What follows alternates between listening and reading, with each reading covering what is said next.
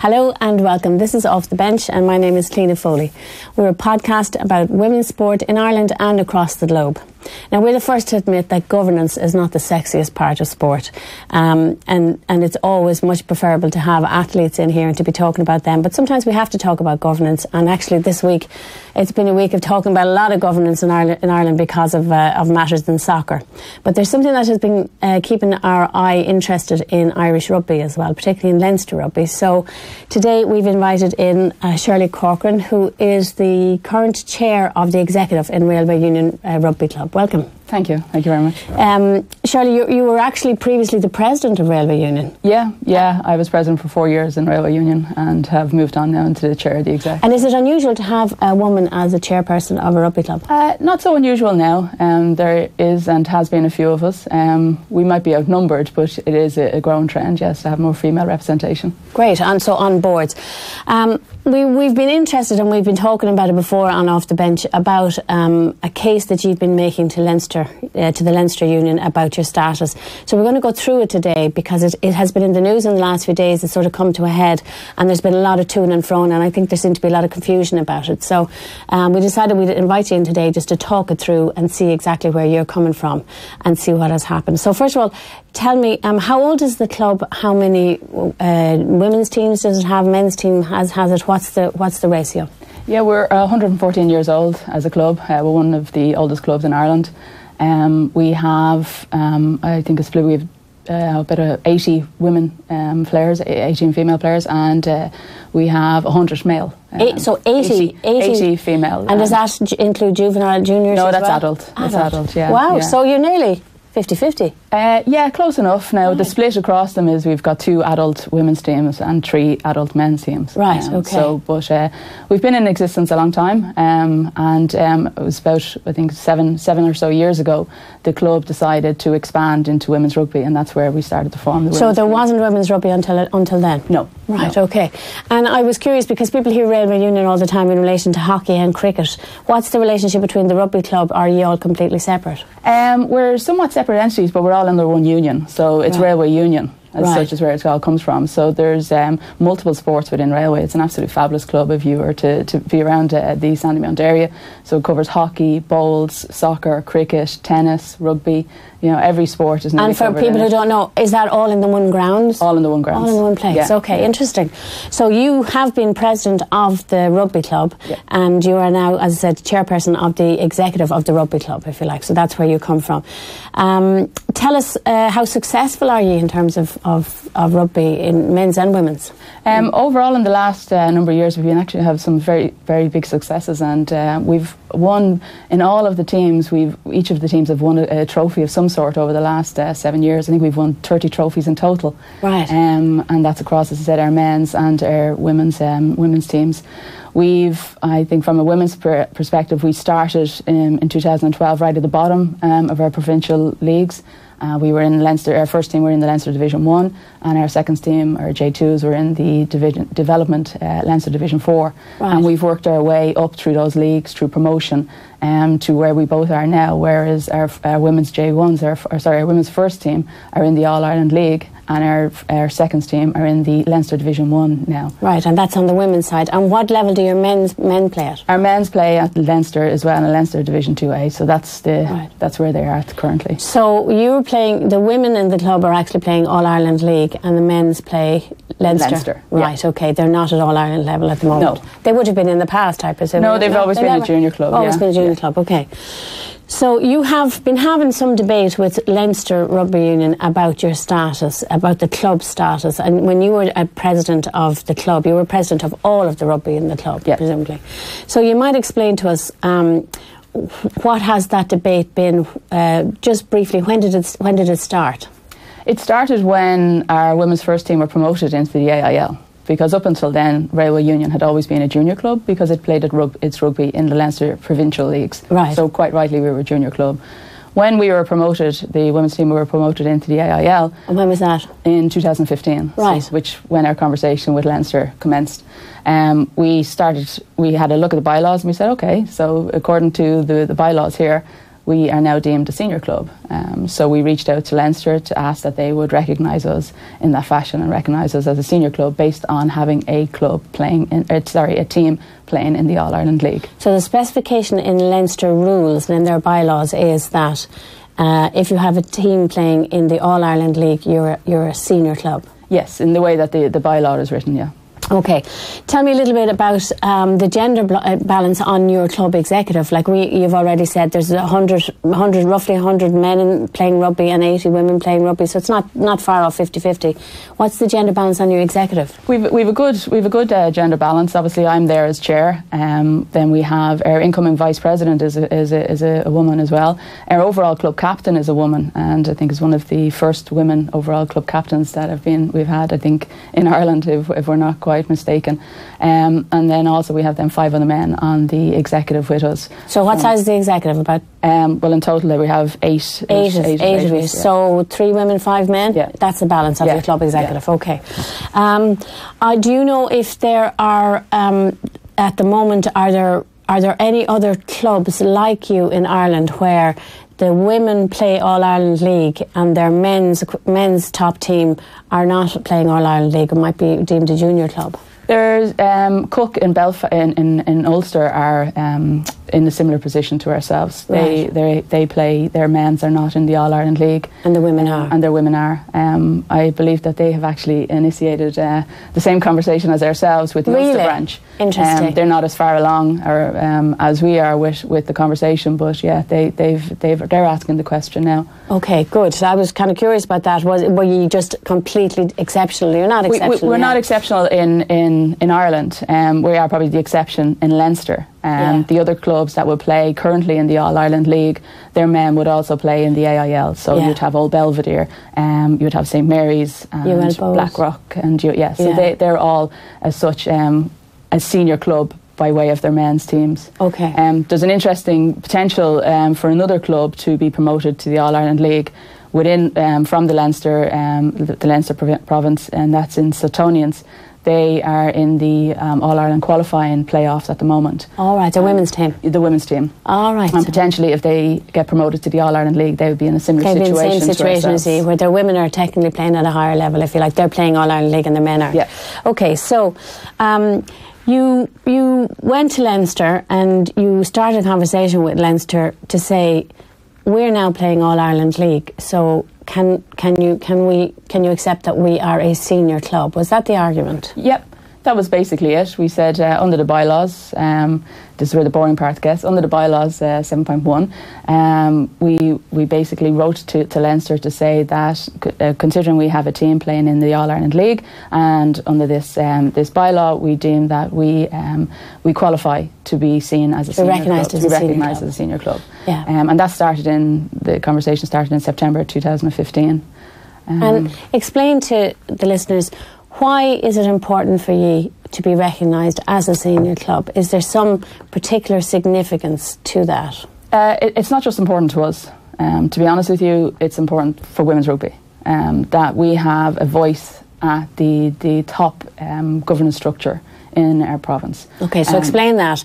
So explain to me the difference between being a junior club and a senior club in terms of having a voice at a table. What table is it that you want to get to? How do you get there? So the executive committee in Leinster is made up of 42 different individual entities, of which their senior club has a vote and has a place. Every senior club gets a place at that table. As a junior club, you're represented by one person. So that 76 clubs are represented by one vote and one person. One junior, they have one junior rep on it. Okay. So therefore, each club is there in its own right with its own voted on, and the person that's in there representing their club is voted by their club. Okay, so they're representing their club, yeah. Whereas we are, from a women's perspective, saying that we should have the ability and the right to be represented there in our own rights, to have our own voice and not to be co-opted or not to be on there as not to be brought in as by a separate committee and owe our place to that committee. Okay. So you only owe your place and you only owe your opinion to your club. To your club, right, okay. So the current situation in Leinster, and according to their bylaw, is you can only have a person on the executive of Leinster if you're a senior club. And is that... Well, you can have it as a junior club as well, you're just represented You're represented by one person, yeah. but that represents a multitude of clubs, yeah. But if you're a senior club, you get one representative on that, and you can nominate your representative on it. And is that and again, can I come back to you and say, so there's been lots of stuff flying around in social media saying, oh, this is all about tickets and the allocation of tickets, because junior clubs get less tickets for internationals than senior clubs get. I don't even know what the ratio is. I'm not sure technically what the ratio is, but yeah, senior clubs do. Senior clubs get way more tickets for internationals, and there's been people saying, oh, that's the reason Railway Union want to become a senior club, is because they get more tickets for internationals, and that would be a fundraising method for the club. Without a doubt, that is obviously part and parcel where the current structure is in Leinster. That's a reward, or that's a part of being a senior club, but that's not where we're coming from. So we're coming from women's rugby. I've been playing and involved in women's rugby for about 16 years now, and I've seen it through various different highs and lows. And I've also seen the way to make a difference is to be at the forefront of it and to be at the table making the decisions. And in order to be at the table to make the decisions, you have to be in these executive committees, because that's where the strategy, that's where the funding, that's where the direction of the game is decided. And that's what we want for women's rugby. We want to be able to be there and to actually make representation on behalf of women's rugby. Because as I kind of already outlined, the majority of people who are at the executive committees there are there based on what their men's club is, and are making decisions or are representing the men's sections of the clubs, because that's historically how the committees have been set up. Yeah. But we're saying we need to have that representation in our own right. We can see it, recently you have players who are stepping up and saying that the way women's rugby is going is not right. You have Lindsay Peat speaking about that. Who's a member of your club, Yeah, who's a member of our club who's speaking about saying that we need more. We need to move on. We need to be pushing on. There's other unions outside of Ireland that are making their players professional or semi-professional and are investing hugely in the game.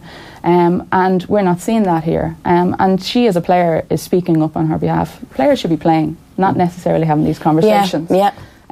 So if players are speaking out in there like that, there's a gap there. Right. And I think and we think that gap is based on the fact that we don't have our own representation in our own right at these executive committees. So the way to get onto the IRFU and the overall national committees is through your provincial committee, through these executive committees. But right now, the way it's structured, that door has been closed to us. Okay. So come back to that question in a minute. So when the conversation started with Leinster, what was their response, and what has been the chain of command, or what has been, if you've tried to change the system, how does that work? How does it work? As I said, back in 2015, we started conversation with Leinster, and we started correspondence with Leinster. I think 22 pieces of correspondence were swapped between us up until last year. Right. So again, as I said earlier, we asked the question, do you see us as a senior club under your bylaw? And they came back to say no, they didn't. We continued to prod to say, well, look, we think you need to look at this closely. We believe that you have the ability to interpret your bylaw to actually see that Railway Union participating in the All-Ireland League is in fact a senior club. Right.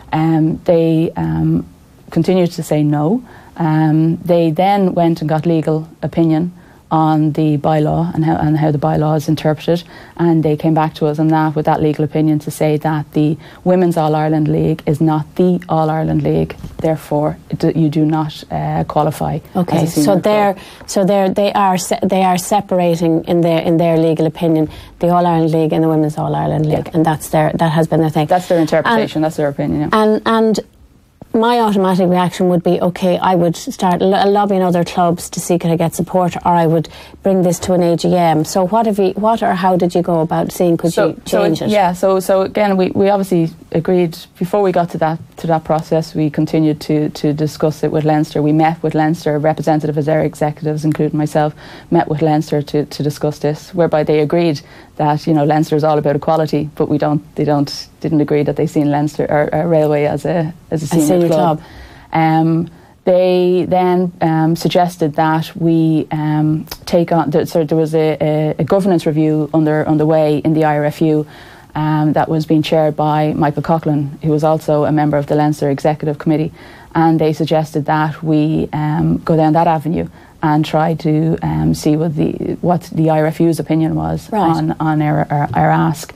So we approached the chair of the IRFU Governance Committee and put forward our argument, and it was dismissed from that as being not coming under their remit. They were saying they were looking at it from a union governance only, and they weren't looking at provincial situations, provincial issues anyway. So we came back to Leinster to say that avenue is closed off, and it was at that time that Leinster proposed that we go down the AGM route. Right. So we did initiate then a motion at the AGM, or to the AGM, and we started to write to all of the clubs. So there's around 213 constituents in the Leinster. And when would that have been? That was 2017 or 2018? That was 2017. Okay, yeah, all right. Yeah, trying to get my dates right. I know. So it was more, sorry, it's 2018 we started writing to the clubs, but the AGM was in 2018 as well. Right, okay. So we initiated contact with all the clubs and all the schools. I think it was about 76 clubs and 120 odd schools we wrote to.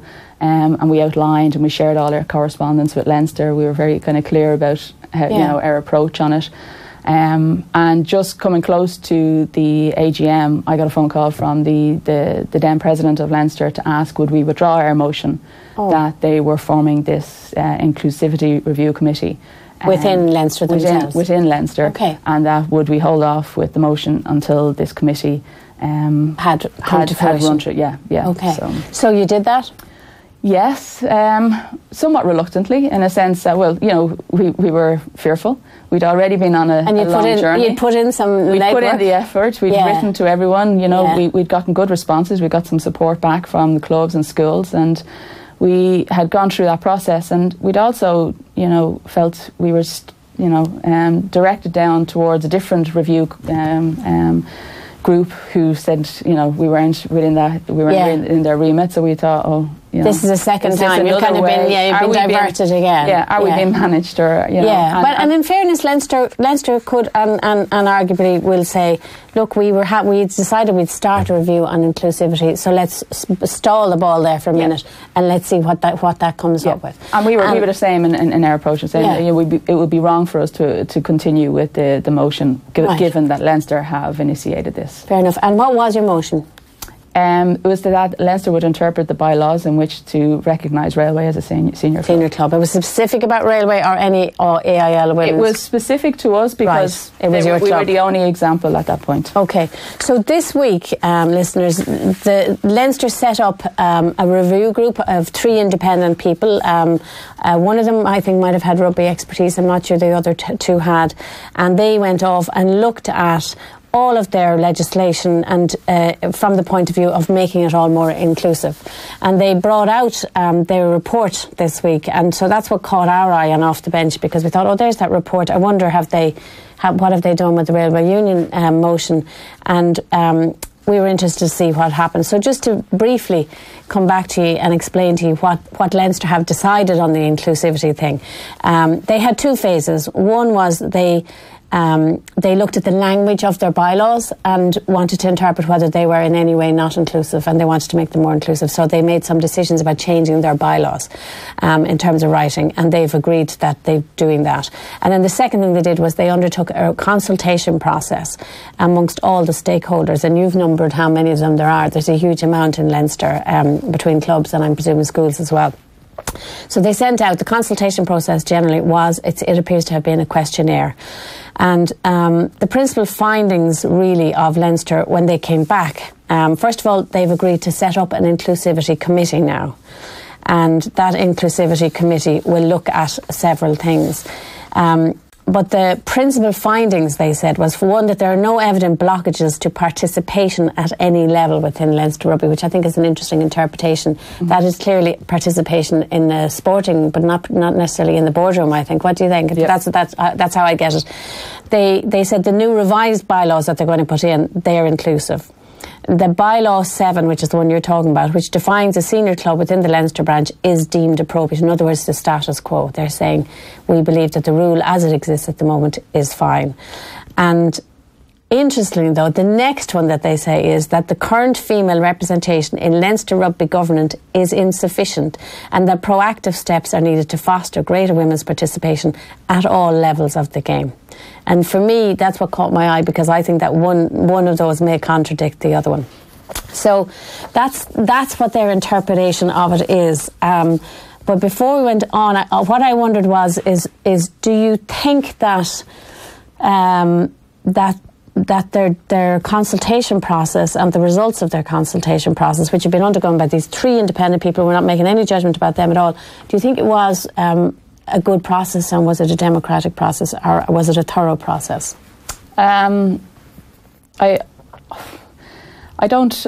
It's a hard one to answer, in the sense that you had 3 independent people were brought in to review this. But if you looked at the questionnaire and the way the questions were written, they were so narrow in their questioning. It provided the answers, in my opinion, provided the answers that Leinster were looking for. Right. We've never argued that the bylaw was incorrect. We've always argued that it's the interpretation of the bylaw is where the issue is. Right. The question that was put out to people was, they put out the definition of a senior club, and they asked the constituents, is the definition correct? Okay, and I'll read out what it is. So, listeners, the definition under bylaw 7.1 states a senior club is a club participating in the AIL or in any competition which is the direct successor of the AIL under the auspices of the union. And the question they asked was, does bylaw 7.1 adequately reflect the qualification required for senior club status, yes or no? There was no hint, there was no mention of a female club or women's rugby or the women's AIL. There's no question or wording of that. It is simply, does this reflect the qualifications needed? Yeah. Which does seem very narrow. If they were really interested to get into the inclusion thing, you could have asked a lot deeper question. Would you accept a club whose female team play senior IL? Would you accept their status as senior? Do you recognise that a team playing in the Women's All Ireland League is and it comes under the auspices of the AIL? Right.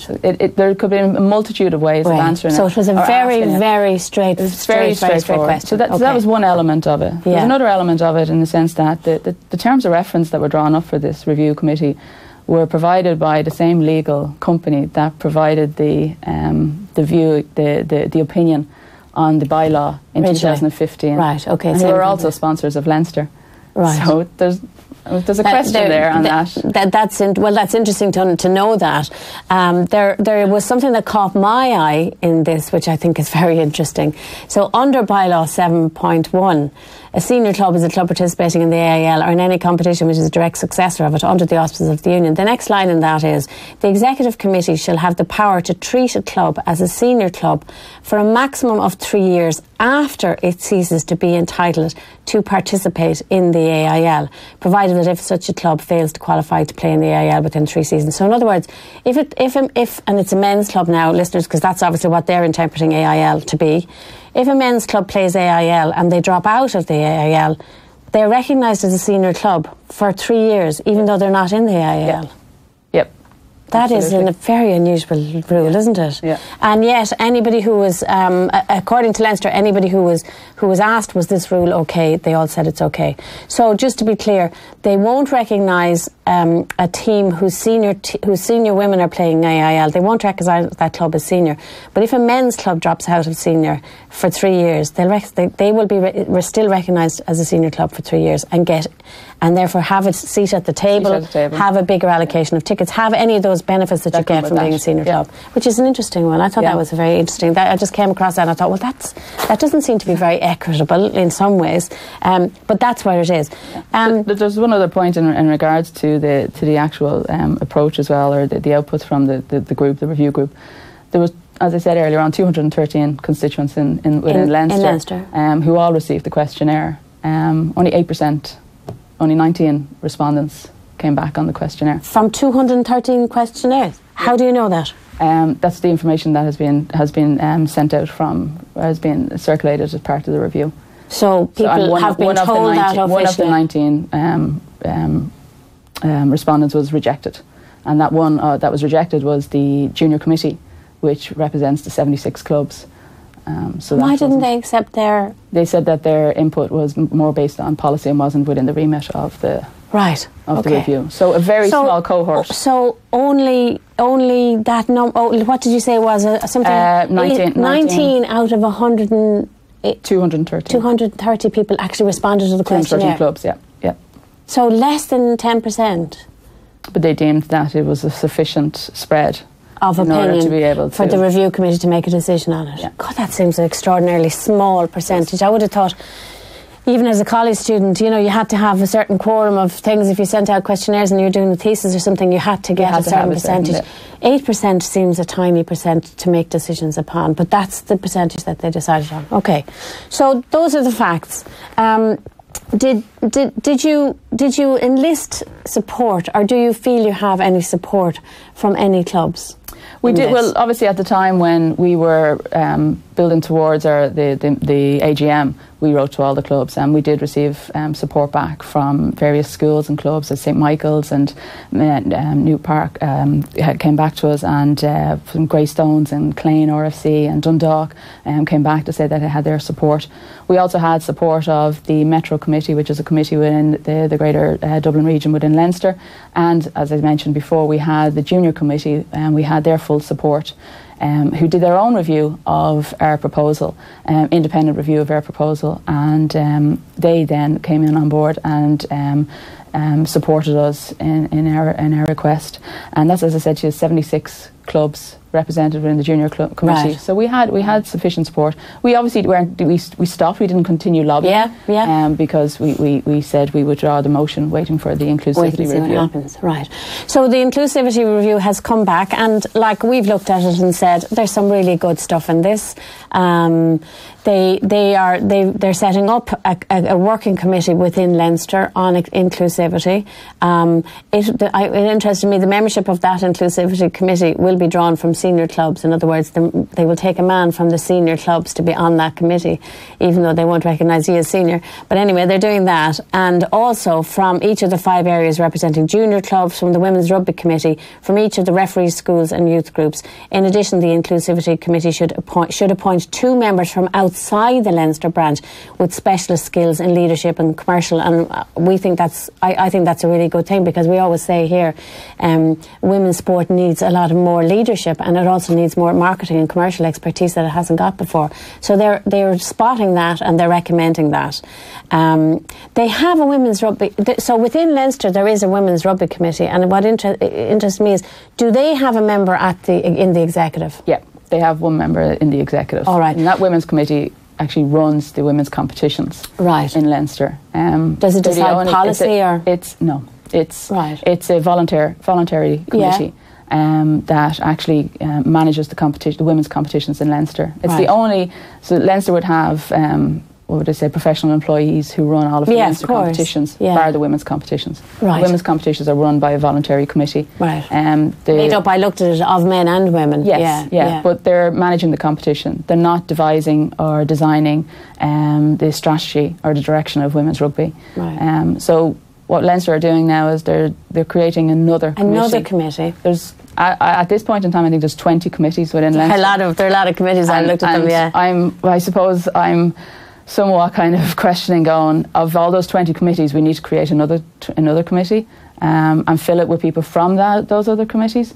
Are we not, are the executive and the management committee not best placed to be able to, define what how women's rugby or how rugby in general should be moved forward? So they're already admitting that they're not qualified. Yeah, to do that. Well, they have, as I said, they did say in their review, one of the things they did, and they were clear about it, was the current female representation in Leinster rugby governance is insufficient, and that proactive steps need to be taken. But we're not just looking for female representation. This is not just about having a woman on the board. There's no tokenism in this. This is about having somebody with the expertise and the knowledge around women's rugby to have a seat at the table. That doesn't have to be a woman. That's a person. But they will say, well, we already have somebody who does that because we have a representative from the Women's Committee. But that person is acting on the committee that manages the competition. Right. It's not strategic. It's not strategic, yeah, exactly. Where, so my thing about the new committee that they've set up is, where's the funding and where's the budget and where's the sign-off of that strategy going to go to? Yeah. It's going to go to the committees that are telling us you're not a senior club. Right. You're not recognising us. Why do you think... I'm taking it that you haven't had a load of senior clubs come along and telling you that they're supporting you. Have you had any? We've had some in the sense of we have Greystones as a senior club. They're supporting us. Yeah, we have had some. We haven't had the door knocked down by any means. But we're front runners on this, and you can be. You're right when your intro kind of calls it out. It's governance. It's not really. Some people don't always make the connection. And they see it as it's the women are just looking for a seat, or it's just Railway that's having this issue, or it's just Railway that want tickets. We have to get beyond that. This is a fundamental issue around equality, as far as I'm concerned. We are being told that you do not come under this ruling based on the fact that your club, your senior team is a women's team. That we're beyond that at this stage. This did start out from a Railway perspective, yes, because we were the ones that were in there, but it's gone beyond that now at this stage. We are seeing, with the way the direction of our women's rugby is going in Ireland, it needs a sea change. It needs to be challenged. And the only way you can challenge is that by having a seat at the table and at the top table. And we want that opportunity, not to be co-opted. We want it by right. We want to be voted in by the standing of our club to be able to do that. And that's basically where this comes from. And hopefully, the more airplay we get on this, and when I say we, as in the sense that women's rugby or rugby in general gets on this, then the more people might see the fact that it is bigger and it is beyond a club issue or an individual club issue.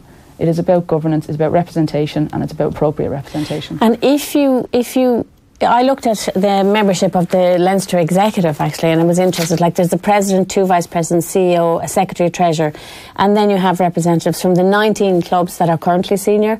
Then there's 2 schools representatives, 2 youth representatives, 1 women's representative who's actually a man, one junior representative, as you said, who represents all the junior clubs, including yourselves.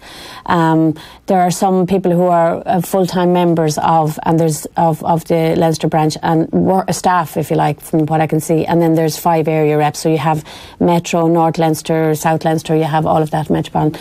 So at the moment there are 40 people on that Leinster Executive, and they are currently all male. Yeah. And it seems to me that if you don't have a women's voice in there, or more women's voices in there, then you would wonder how will policy, how will strategy for women's rugby change if they're not representing it. They have made one change to it. So this inclusivity recommendations has recommended that they are going to put a woman onto the executive committee of Leinster and also on the management committee of Leinster. So that 40 now is going to be plus 1 woman. But she's do I understand it correctly to understand, and again, it's nothing personal on her, she doesn't come from a rugby background, or does she? No, her background I think is hockey. Right, okay. So she wouldn't have the understanding I'm obviously speaking on her behalf, but from what I can see, she wouldn't have the knowledge or expertise in rugby. And was she part of this review group? Yes. Was she as well? Okay, so she is somebody who has a legal background, we know that, and she's also actually Moira Flahav is her name, and she's on the arbitration panel of the Sports Dispute Solutions group in Ireland as well. So that's where it is. That's where we've got to now. So all of those questions to Leinster, wait, let us see what we do, take it to, all of that now has come to a full stop, if you like. What will happen next? One thing I was going to ask you. So it seems from everything I see on social media, a lot of the stuff comes, they want more tickets. If Leinster, if you manage to persuade Leinster to say, we'll accept that you are a senior club, but we won't change your ticket allocation for 3 years or something, like they have that weird 3-year rule in there already for the men's clubs. Yep. If they came back and they said something like that to you, we will give you a seat at the table, recognise you're a senior club, but we're not going to give you a senior club ticket for international allocation yet. What do you think your attitude would be to that? Well, we'll take it, because we will have our senior status. Right. We will have been recognised based on where our club stands, that we're a senior club, and we'll have a seat at the table, and we'll be able to drive and direct the rugby. So that's basically saying, look, the tickets isn't an issue, lads. Let us have a seat at the table. That's what your principle is. The tickets are being used as a way of probably undermining our approach here. And there has been kind of undermining of our approach in the sense of certain allegations being made, and that the timing of our arguments were potentially undermining the bid for the Rugby World Cup, and so we've been through. We've heard a lot of backstories. But there was a good point that AIL Rugby, actually, a former international player, made in the paper the other day. Former Irish prop, yeah. In regards to the governance structure. We're back to the governance structure. It's not about Railway just as a senior club, or it's not about the senior status, it's not about the ticket allocation. Maybe it's time for the whole of Leinster province to look at how it's structured. And this parity or this two-tiered senior and junior, why is it required? Is it necessary? Is it where we're at now? Is that the way? Has rugby changed? Has it changed? Because the status of the AIL, you could argue, has changed hugely since those rules were made up. Because we now know that the AIL has very much changed, and a lot of traditional clubs even have dropped out of AIL. And there is new clubs. The provincial system in men's rugby is so strong now. And there are new clubs coming in, which means there's new voices and there's new thoughts and there's new ways.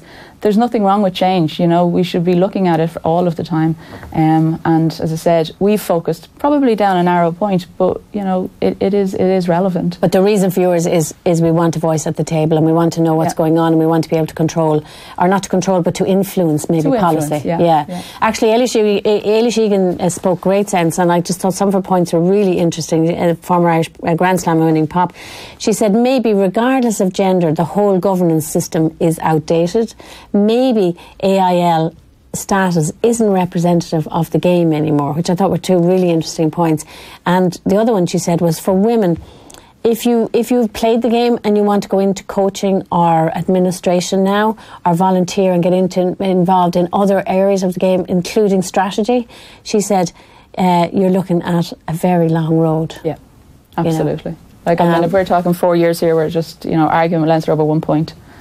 And that's where she's saying about the current structure, that in order to be able to get to the overall national committees levels to make a difference, you have to go through your provincial levels and committees. And we're talking 20 committees in Leinster, so you can imagine how you have to work up your way up. So could you get onto the IRFU from Leinster some other way, unless if you weren't on the executive?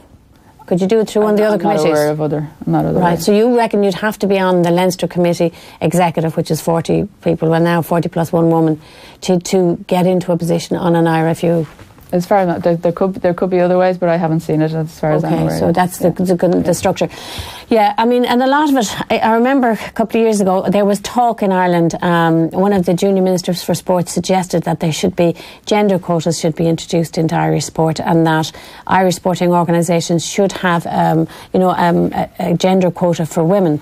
And at the time, it got knocked down, actually, incidentally, by the current Minister for Sport, Shane Ross, actually said, no, that's not needed, we'll do something else.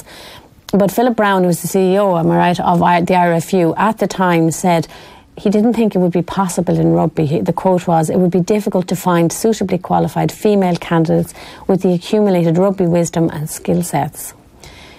And the question at the time was, if women can't get into onto boards and onto committees, well then how can you ever argue that they've got the experience that's needed at a higher level in rugby? They need to be able to get into it at provincial level and work their way up. Yeah, there are capable people out there with the knowledge and the expertise and the opinion, but you know what, you see the argument that we're having and the energy that we're having to do is just kind of try and get onto that. It's not an open door. It's not an easy step to take. But there are a lot of capable people out there who can make a change and make a difference. And gender quotas, you can argue at both sides, and I flip from one to the other. Yeah, so do I. I personally don't think they're in favour, and then somebody makes a great argument to me and I go, well, yeah, you're probably right. Yeah, they are right, but then they can be used incorrectly. And no offence and nothing personal about Maura, she's obviously a very capable, competent person, but she doesn't have a rugby background, and she doesn't have rugby knowledge, and she doesn't have knowledge of the game. So, what we want is people to influence the strategy and the direction of women's rugby. That means people with her capability and her competency with the knowledge and experience of rugby together. And you feel if you were given senior status, somebody from your club would have a seat at that table and would be bringing that to that group, which would be a bonus to them, surely, as the Leinster and the IRFU down the road continue to want to make the sport more inclusive and more open to women. It's a very interesting one. What will you do now? Has it stopped, or can you go further? Well, we still have the option of going on the road to the AGM. And when would the Leinster AGM be on, the next one? It's in May or June of this year. Right. So you'd have an option of bringing a motion to that? Yeah. Okay. And we will be. Yes, absolutely. There's no way we can, as I said, we still believe that there's an equality issue there. Have you been a little bit naive in not lobbying hard enough to people who really make these decisions? I don't think so. I think we've had the conversations with the people who have the ability to make the decisions. I've been through 5 Leinster presidents at this stage. There's a different president every year. Since the start of this process. So we've spoken to 5 different presidents and various different members of the executive committee and put forward our proposal. We've obviously spoken and engaged with the junior committees and the Leinster committees and who have supported us on it. So we've had our conversations with them. We obviously started writing to the various clubs to bring them up to speed on this. Yeah. So we did start. We have lobbied. We have engaged. To say we've lobbied? No, we haven't, because we didn't get to that stage. We withdrew our proposal, our motion before that stage. And what do you think is the stumbling block, Shirley? Why do you think people would be afraid to accept or change the bylaws and say any team playing AIL qualifies, or any club that has a senior team in the AIL qualifies as a senior team? What do you think is the stumbling block? I think you've said it there yourself. I think it's fear. It's fear of change. So, do they continue to expand the number on the executive committee? Like, it's 40 odd at this stage. It's big. Can it get any bigger? It is big. And that is the fear. So, obviously we come in. Do we put somebody else out? Do we come in on top of that? If Sutonians are promoted, there's they 2. In then? If Cook, obviously it's a different province. So where does it stop? And there's a huge fear, potentially, from the clubs that are in there already, to say, "Whoa, do I lose my seat? Do I lose my vote? Do I lose my tickets? Do I lose my everything?" So there's fear there. So what we're not looking to do is to push anyone else out. We're looking to be an equal entity in there, and have our own rights just as everybody else. Well, it's a very interesting one, and as I said, we always say it's not the most interesting part of sport, but very often it's a very relevant part of sport. Is how are rules made, how are things governed, who has the power, where's the power going, and what is it being used to do? Yeah. So we'll watch it with interest, Shirley. You sound like you're not going to leave it here, and we will watch with interest to see how it goes, and we hope that this off the bench, to anybody who sees it, men, women, children, that it explains the issues that are here, and that there's no confusion now about why Railway Union want to be accepted as a senior club because they play in the All-Ireland League. So we hope that helps people to understand your argument and what has happened, and we'll watch it with interest. Thanks for listening, folks. You can find all our previous episodes of Off the Bench. If you go into the podcast link on offtheball.com, you'll see the podcast link, scroll it down, you'll find Off the Bench, and you can find all our previous episodes there. And we also have a Twitter account. It's at Off the Bench OTB, capital OTB, if you want to send us any messages. Until the next time, thanks for listening.